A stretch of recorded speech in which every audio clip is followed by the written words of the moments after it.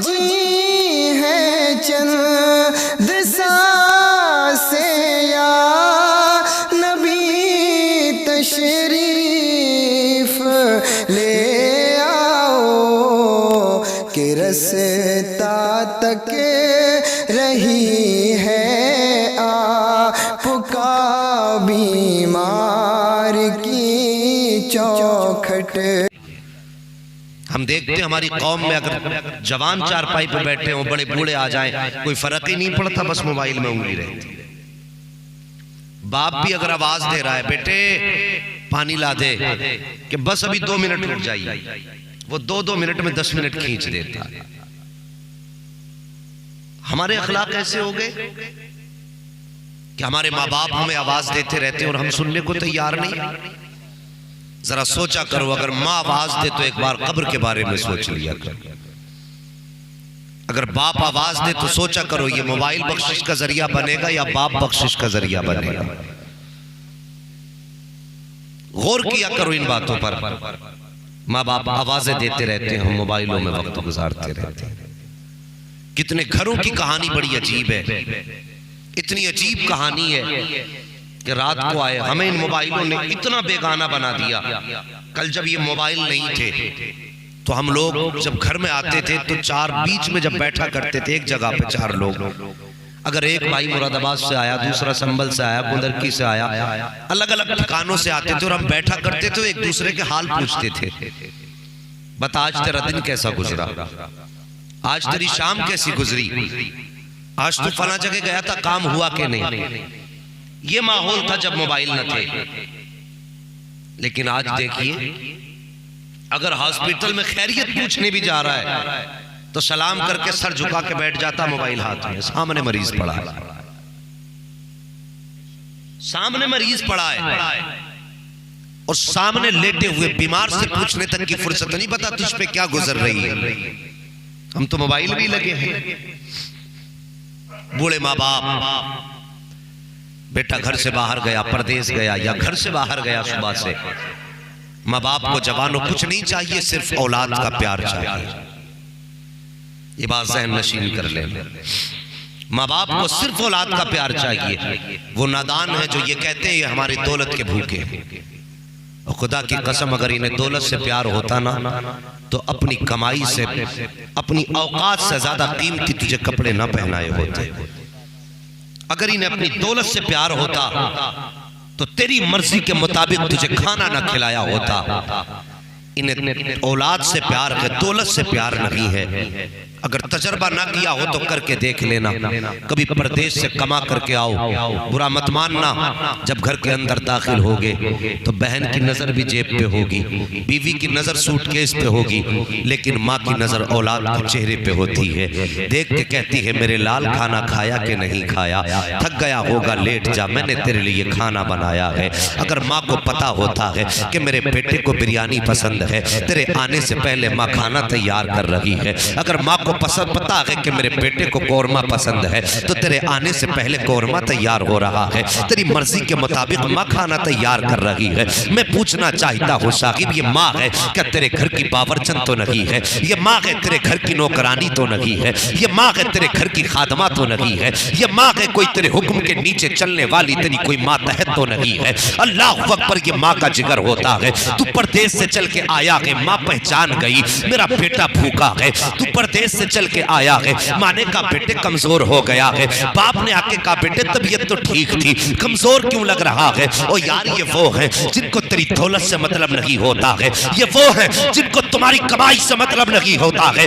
ये वो है जो तेरे सेहत से प्यार करते हैं, जो तेरी जिंदगी से प्यार करते हैं। ओ खुदा की कसम, ये तो तुझसे इतना प्यार करते हैं, अगर बुढ़ापे में कमर दर्द करती हो तो परवाह नहीं है, टांगे दर्द करती हो तो परवाह नहीं है। अगर रात की सन्नाटे में आधी रात को माँ की आंख खुल जाती है और हाथ उठाती है तो कभी ये नहीं कहती अल्लाह मुझे ताकत दे दे, कभी ये नहीं कहती मेरे कमर का दर्द खत्म कर दे। जब भी हाथ उठते हैं रो के कहती है परवरदिगार मेरी तो जैसी गुजरती है गुजर जाएगी। ए मेरे मालिक, मेरा बेटा परदेश गया है, मेरे बेटे को सलामत रखना, उसे खैरियत से रखना, उसे बीमारियों से बचा लेना। हाँ जवान, अगर तेरे दस्तरखान पर रिस्क उतरता है तो खुदा की कसम तेरी मेहनत की वजह से नहीं, बल्कि जो रोजी उतरती है तेरे माँ बाप की दुआओं की वजह से उतरती है। नारे तकबीर, नारे रिसालत, नारे गौसियत, मसलके आला हजरत, फैजाने आला हजरत मुफ्ती हम्मद कादरी साहिब किबला जिंदाबाद जिंदाबाद। सुभान अल्लाह सुभान अल्लाह, माशाअल्लाह। मेहरबानी करो, माँ बाप की इज्जत करो। क्या हर घर की कहानी नहीं है? हमारा नंबर सोशल मीडिया पे है, क्या बताऊं, दिल रोता है। कितने फोन बूढ़े माँ बाप के आते हैं, मौलाना बहुत अच्छा बोलते हो, हमारे बेटे को भी समझा दो। क्या बात है, आज 8 दिन हो गए उसने रोटी को नहीं पूछा, 4 दिन हो गए हमें घर से निकाल दिया है। इस उम्मत को यह दिन भी देखना था। हमारे नबी ने तो कहा था तेरे माँ बाप तेरी दोज़ख भी हैं, तेरी जन्नत भी है। हमने उस नबी का कलमा पढ़ा जिसने जन्नत हमारी चौखट पे लाके रख दी। और आज हमारे बूढ़े माँ बाप, गर्मियों के दिन है, आप देखेंगे कितने बूढ़े माँ बाप या तो मस्जिद में दोपहर का वक्त गुजारते हैं या तेरे मेरे मकान के छज्जे के आगे बैठ के वक्त गुजारा करते हैं, या किसी घने दरख्त के नीचे जाकर के बैठ जाते हैं। कभी उनसे जाके पूछना चाचा क्यों बैठे हो, कहेंगे बस बेटे ठंडी हवा लग रही थी बैठ गया। नहीं, नादानी से ठंडी हवा नहीं लग रही है। खुदा की कसम हर बाप को औलाद के बीच रहना अच्छा लगता है। और फिर बुढ़ापे की वो उम्र जिसमें तन्हाइयाँ डसती हो, बुढ़ापे की वो उम्र जिसमें कोई बात करने वाला ना हो, जिसमें दिल चाहता है कोई मुझसे बात करे, कोई मेरा हाल दिल पूछे। इस उम्र में जाके अगर कोई बूढ़ा बाप दरख्त के नीचे बैठ जाए तो याद रखना, फिर ये मत समझना कि ठंडी हवा ने बैठाया है, बल्कि उसके अंदर झांक के देखना। अगर पूछोगे बाबा जरा सच बता क्यों आके बैठा है, क्या तुझे घर के अंदर जगह नहीं दी गई, उसकी आंख में आंसू आ जाएंगे। वो रो के कहेगा बेटे तूने सच कहा है, मेरा भी दिल चाहता था अपने बच्चों के बीच रहूं, लेकिन घर बैठता हूं तो बच्चे बैठने नहीं देते हैं। मेरा अपना बेटा कहता है घर में पड़े रहते हो, कभी बाहर निकल जाया करो। अब मेरी औलाद को मेरा घर में बैठना अच्छा नहीं लगता है। और लोगों जब बूढ़े माँ बाप अपना वक्त दोपहरी का दरख्तों के नीचे गुजारने लगे तो फिर पूछने की जरूरत नहीं है कयामत कब आएगी। समझ लो कयामत दरवाजे तक आ चुकी है। अगर बूढ़े माँ बाप किसी के मकान की दीवार के साए में बैठ के वक्त गुजारने लगे तो पूछने की जरूरत नहीं है कयामत कितनी देर में आएगी। समझ लो कयामत सर पे आ चुकी है। मेहरबानी करना, अपने माँ बाप को दोपहरी में घर से मत निकलने देना। ओ यार ये तेरा वो बूढ़ा बाप है, जब तू बच्चा था तूने कहा था बाबा मुझे नए कपड़े चाहिए, इसकी औकात न थी तुझे नए कपड़े पहना देता, लेकिन जिस दिन तूने कहा था नए जूते चाहिए उसी दिन अपनी फैक्ट्री में गया था और जाने के बाद कहा था मालिक मुझे कुछ एक्स्ट्रा मजदूरी दे दी जाए। मालिक ने कहा था पैसे कैसे देगा, तब इसने कहा था ओवर टाइम ड्यूटी करूंगा, तेरा कर्जा चुका दूंगा, लेकिन आज मैं खाली हाथ घर नहीं जा सकता। मालिक ने पूछा था क्यों नहीं जाएगा, हर दिन तो जाता रहा है। तो तेरे इसी बाप ने कहा था आज मेरे बेटे ने मुझसे जूतों का सवाल किया है, आज मेरे बेटे ने मुझसे कपड़े का सवाल किया है। अगर खाली हाथ जाऊंगा तो बेटे का सामना कैसे करूंगा, अगर खाली हाथ जाऊंगा तो औलाद का सामना कैसे करूंगा। और जवान तुझे खुदा का वास्ता है अपने बाप को धूप में मत निकलने देना। अगर बूढ़ा बाप धूप में निकले हाथ पकड़ के कहते ना बाबा पूरी जिंदगी मेरे लिए धूप में गुजारी है, अब मैं जवान हो गया हूँ, मैं तुम्हें धूप में नहीं गुजरने दूंगा। और खुदा की कसम खा के कहता हूँ तू यहाँ बाप की ठंड का इंतजाम कर दे, कब्र में मुस्तफा आकर के तेरी ठंड का इंतजाम कर। नारे तकबीर, नारे रिसालत, नारे गौसियत, मसलके आला हजरत, फैजाने आला हजरत मुफ्ती हम्मद रजा साहिब किबला कादरी जिंदाबाद जिंदाबाद। सुभान अल्लाह सुभान अल्लाह, माशाअल्लाह। अपने माँ बाप को घर के अंदर ठंड फराहम करनी है। माँ बाप के हाथ में पंखा दे दिया और अपने सर के ऊपर पंखा है। लाइट है तो लाइट से चल रहा, नहीं है तो इन्वर्टर से चल रहा, फिर वो भी नहीं है तो वो धूप वाली प्लेटें लाके लगा दी। और तुझे जवानी में इतनी हवा की जरूरत है, और फिर बूढ़े बाप से पूछ उसकी सांसें कैसी आ रही है, और वो तो सही से अपने तन का कपड़ा नहीं ढक सकता, उसे दिन भर तूने हाथ में पंखा दे के बैठा दिया। कभी उसके बारे में सोचा? आला हजरत इमाम अहमद रजा खान फाजले बरेलवी अलैहि रहमत व रिजवान ने अल मलफूज शरीफ में एक वाक़या तहरीर फरमाया है। आप फरमाते हैं दो बाप बेटे तिजारत के लिए घर से निकले, पैदल का सफर था, लोग तिजारत के लिए पैदल जाया करते थे, सवारियों से, घोड़ों से, इस तरह लोग सफर तिजारत के लिए जाया करते थे, लंबे लंबे सफर होते थे। आज तो महीनों के सफर दिन में हो जाते हैं। दिन के सफर मिनटों में हो रहे हैं। इतनी सहूलतें हैं, उस वक्त इतनी नहीं थी। रास्ते में जाते जाते बाप की तबीयत खराब हो गई। तवज्जो है, नींद तो नहीं लग रही है, अल्लाह सलामत रखे सबको।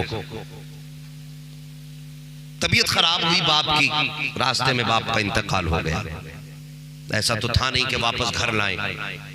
जो काफिला जा रहा था तिजारत वाला, उसने उस शख्स को, बाप को काफिले के साथ मिलकर वहीं पे दफन किया और आगे बढ़ गया।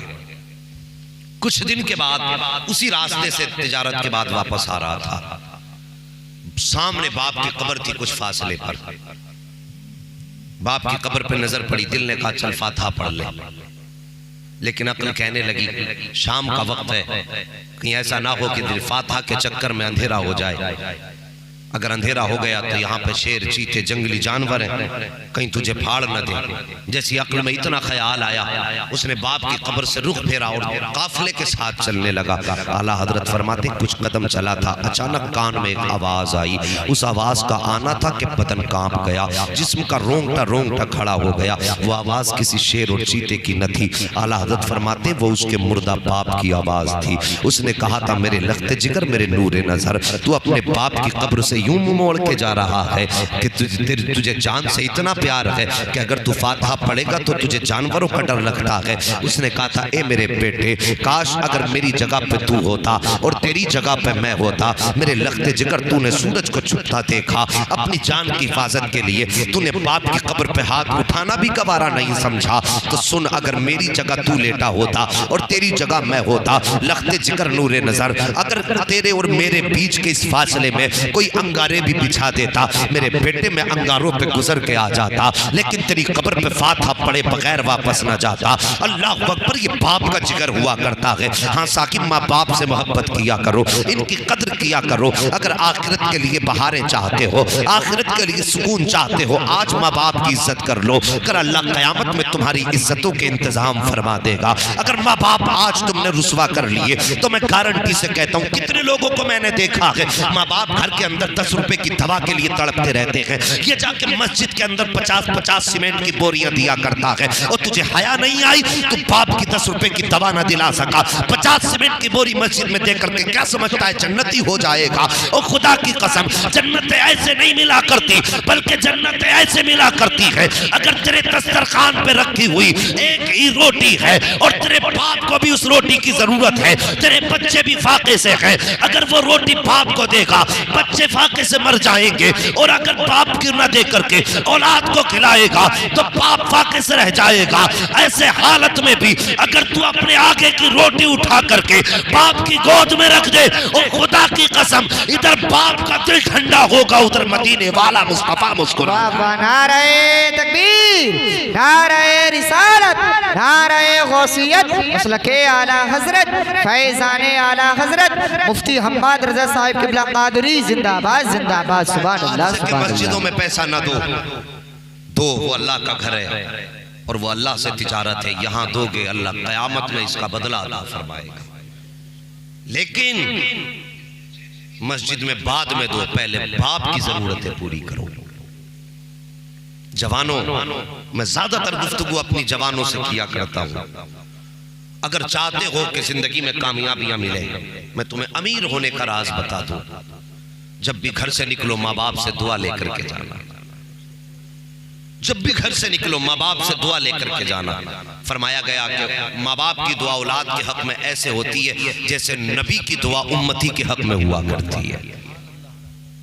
घर से निकलो, चलते फिरते हादसे हो रहे हैं, किसी का चेहरा नहीं पहचाना जाता, कोई इकट्ठा नहीं, कोई गठरी में बंध के आ रहा है। अल्लाह हर मुसलमान को हादसे से महफूज रखे। घर से निकलो, माँ की दुआ लेके जाओ, बाप का हाथ सर पे रखो, उसके बाद निकलो। और जब ये कह देंगे जा मैंने तुझे रब की अमान में दिया, खुदा की कसम जब तक घर वापस नहीं आ जाएगा उस वक्त तक मौत भी नहीं आ सकती है। मेहरबानी करो, घर से निकला करो, माँ बाप से दुआएं लेके निकला करो। आज बंदा कहता कारोबार में बरकत नहीं है, तावीज दे दो। मियाँ भी बहुत डट के तावीज दे देते हैं, 6-6 लटका दिए गले में। ओ भाई, मैं अगर माँ बाप नाराज है, इनसे दुआएं नहीं ले रहे हो तो पूरा कुरान गले में लटका लो, कोई फायदा नहीं होगा। माँ बाप को राजी करके निकलो, सिर्फ उनकी दुआएं लेके निकल जाओ। खुदा की कसम आफतें खुद ब खुद रास्ता खाली कर देंगी, क्योंकि इसके सर पे माँ की दुआएं आ रही हैं, इसके साथ माँ की ममता का आंचल भी है, बाप की शफकतें भी है। जब इस अंदाज से बंदा निकलता है ना, तो फिर कामयाबियों से कोई नहीं रोक सकता। जवानों, आज हमारे माँ बाप हैं और हम पे पैसा होता है ना, तो हम सोचते हैं यार इन पे खर्च कर दिया तो फिर हमारे लिए क्या बचेगा। अगर ये नहीं रहे, पैसा होगा। हर बंदे की आदत होती है, हर बंदे की आदत कि अपनी तरक्की की बात सबसे पहले अपनी माँ से जाके बयान करे। होता ना, कभी कोई खुशी मिलती है और माँ होती है तो दौड़ के आता सबसे पहले, माँ आज मेरा ये काम हो गया। अपनी खुशी सबसे पहले हम शेयर करते हैं अपनी माँ के साथ, अपने बाप के साथ। लेकिन कल अगर ये ना रहे, तुम पे पैसा तो होगा, लेकिन इस पैसे को देखने वाले माँ बाप नहीं होंगे ना, तो यही पैसा तुम्हें काटने दौड़ेगा।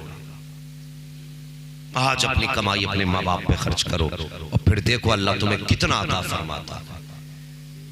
कमा के लाओ, माँ की गोद में रख दो, माँ मैं ये लेके आया। माँ तुम सब पैसा लेके खाएगी नहीं, मार्केट नहीं जाएगी, वो उसकी उम्र गुजर गई मार्केट की, बल्कि वो देखेगी, खुश होगी और हाथ उठा के कहेगी या अल्लाह मेरे बेटे को सलामत रखना और इसकी कमाई में बरकत देना। खुदा की कसम फिर देखना बरकतें तुम्हारे घर कैसे उतरेंगी। हमें तो अमीर बनना भी नहीं आया, माँ बाप से छुपा के अमीर बनना चाहते हैं हम। आते हैं घर से, बाहर से, परदेश से आएंगे तो बीवी के लिए सेब ले लेंगे 2 किलो और यूं थैली कर लेंगे करवट में और सीधा जाएगा पहले कमरे में, उसे रख के बीवी के हाथ में देख के फिर आगा अम्मा कहां है, फिर उसके बाद आता माँ कहां है। डायरेक्ट परदेश से जब भी आओ पहले माँ के कदमों पे जाओ, वो तेरी कामयाबी की कुंजी है, तेरी हिफाजत की जमानत है तेरी माँ। सबसे पहले परदेश से आओ तो माँ के कदमों में जाओ। आज हम छुपा के लाते हैं यार, सोचो तो सही, कल जब हमारा बाप दोपहरी के वक्त काम करके आया करता था, शाम को मजदूरी लेके आता था, 250 रुपए की मजदूरी बाप को मिली, उसके दिल में ख्याल आया मेरे बेटे को केले पसंद हैं, उसने उस 250 रुपए में से 10 रुपए के केले ले लिए। अगर उसे मालूम मेरे बेटे को सेब पसंद है, 10 रुपए का उसने सेब खरीद लिया। जो तेरी पसंद थी, शाम को वो आता था तो खाली हाथ नहीं आता था कि मेरे बेटे को ये पसंद है, मेरे बेटे को ये पसंद है, बेटे की पसंद लेके घर में आता था। सोच तो सकी, कल जब वो जवान था, तू कमजोर था, तब वो तेरी ख्वाहिश पूरी कर रहा था।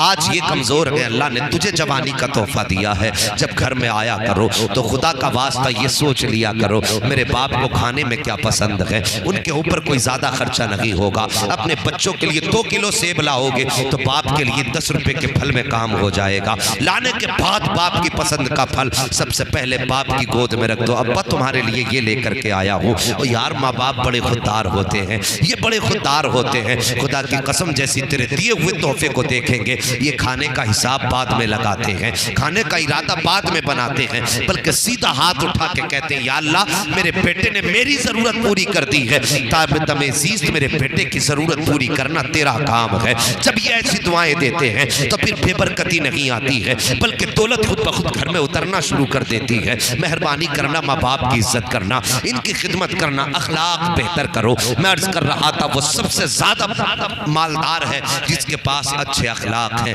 जिसके पास अच्छे अखलाक हैं, उससे अच्छा शख्स कोई नहीं है। पता चला नमाज 5 वक्त की पढ़ते हैं, लेकिन हर वक्त मस्जिद से निकल के जबान चलाते हैं। आदत होती है, नमाज पढ़ी पढ़ती कहने लगे सब कुछ ठीक है, लेकिन इमाम को लोटे दिखाई नहीं देती।